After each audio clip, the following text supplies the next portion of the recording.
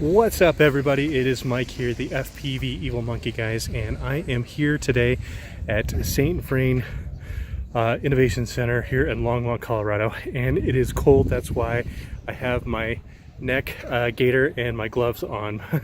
We weren't expecting the cold weather, but that's okay. We're still going to be doing some racing. So it's gonna be a fun-filled day. This is the Innovation Center for St. Vrain School District, where the kids come for the STEM, so science, technology, engineering, mathematics. I think I got that right. So they're going to put on a drone race today through the MultiGP, through the other guys' chapter. So we're going to check that out.